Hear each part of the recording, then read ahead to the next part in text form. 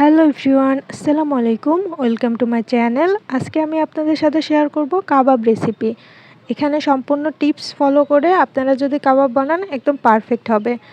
প্রথমে 1 কাপ ছোলার ডাল নিয়ে নিচ্ছি এবং এটাকে পানিতে ভিজিয়ে রাখবো 4 থেকে 5 ঘন্টার জন্য। আমি কাপ দিয়ে মেপে নিয়েছি কারণ এই একই কাপ দিয়ে আমি মাংসটাও মেপে নিব। এটা আমি ভিজিয়ে রেখেছিলাম এবং এখন আমি সেই একই কাপ দিয়ে 1 কাপ মাংস ছোট করে কেটে ধুয়ে রেখেছিলাম সেটা নিয়ে নিলাম।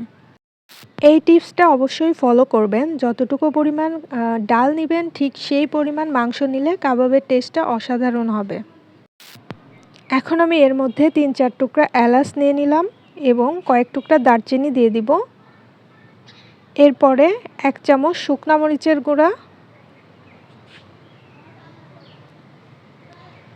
1 চামচ ধনিয়া গুঁড়া এবং হাফ চামচ জিরা গুঁড়া দিয়ে দিলাম। এরপরে 1 চামচ রসুন বাটা, 1 চামচ আদা বাটা এবং পরিমাণ মতো লবণ দিয়ে দিলাম। এখানে লবণের পরিমাণটা কিছুটা কম রেখেছি, বাকিটা পরে অ্যাড করব। এখানে 2 চামচ রাঁধুনি কাবাব মশলা দিয়ে দিলাম। এটা অপশনাল, আপনারা চাইলে দিতে পারেন, না চাইলে নাও দিতে পারেন। এখানে পরিমাণ মতো তেল দিয়ে এটাকে ভালো করে মেখে নিব। ভালো করে মাখা হয়ে গেলে এটাকে প্রেসার কুকারে দিয়ে দিব।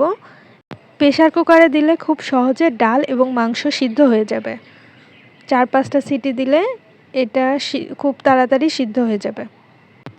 এখন এই পাত্রটা ধুয়ে আমি পানি দিয়ে দিচ্ছি এবং এটাতে পরিমাণ মতো পানি দিয়ে দিব। পানির পরিমাণটা ডাল এবং মাংস থেকে সামান্য কিছুটা উপরে থাকবে। আমি পরিমাণ মতো পানি দিয়ে দিচ্ছি। দেখেন ডাল এবং মাংস থেকে সামান্য কিছুটা উপরে রাখছি। এবার এটাকে চুলায় দিব।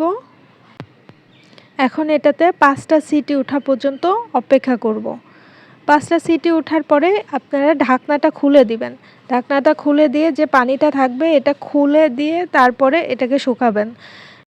কারণ প্রেসার কুকারের নিচে যদি এটা লেগে যায় তাহলে কাবাবের টেস্টটা নষ্ট হয়ে যাবে।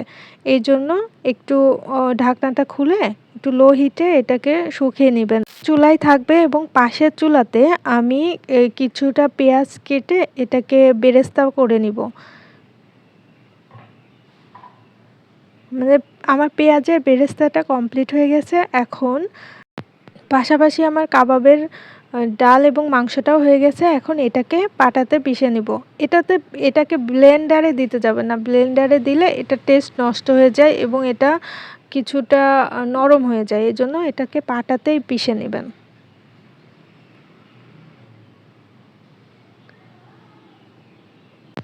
কাবাবের জন্য সবকিছু রেডি হয়ে গেছে। এখন এটার উপর কিছুটা পেঁয়াজ বেরেস্তা দিয়ে দিচ্ছি এবং সামান্য কিছুটা কাবাবের মশলা দিয়ে দিব।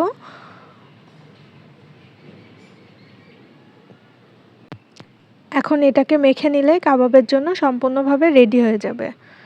এরপরে একটু পছন্দ মতো শেপ দিয়ে, যে যেমনটা পছন্দ করেন তেমনটা শেপ দিয়ে কাবাবগুলোকে রেডি করে নেবেন। আপনারা যদি সবগুলো টিপস ফলো করে সুন্দরভাবে কাবাবগুলো মেক করেন তাহলে খেতে অসাধারণ হবে। এভাবে খুব সহজে আপনারা বাসায় কাবাব বানিয়ে নিতে পারবেন এবং এটাকে ফ্রোজেন করে ফ্রিজে রেখে দিতে পারবেন 1 মাসের মতো। এখন আমি একটা ডিম ভেঙে নিচ্ছি। ডিম ভেঙে নিয়ে এটা সাদা অংশটা রাখবো এবং কুসুমটা তুলে নিব।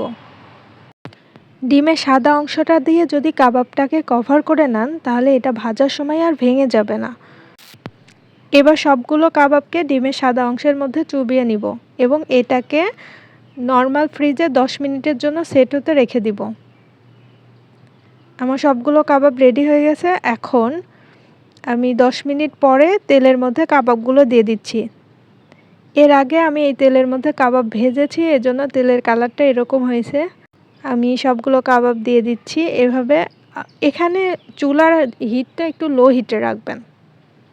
তেলটাকে ভালো করে গরম করে নেবেন এবং গরম করার পরে কাবাবগুলো দিয়ে দিবেন এবং চুলার হিটটা লো রাখবেন। কাবাবগুলো দেওয়ার পরে কিছু সময় অপেক্ষা করে তারপরে উল্টাবেন। সাথে সাথে উল্টাতে গেলে এটা ভেঙে যাবে এবং অনেক সময় তেলটা যদি ভালোভাবে গরম না হয় তাও এটা ভেঙে যায়। সো তেলটাকে ভালো করে গরম করে নেবেন, এরপরে কাবাবগুলো দিবেন, দিয়ে কিছুক্ষণ অপেক্ষা করে এটাকে উল্টে দিবেন। এভাবে খুব সহজে আপনারা বাসায় কাবাব তৈরি করে নিতে পারবেন। আমার চ্যানেলে রান্নার আরও কিছু ভিডিও আছে, আপনারা চাইলে দেখে আসতে পারবেন। আমার চ্যানেলটি ভালো লেগে থাকলে অবশ্যই লাইক, কমেন্ট এবং শেয়ার করতে ভুলবেন না। পরবর্তী আপডেটগুলো পাওয়ার জন্য চ্যানেলটি সাবস্ক্রাইব করে পাশেই থাকবেন। দেখা হবে পরবর্তী কোনো ভিডিওতে নতুন কিছু নিয়ে।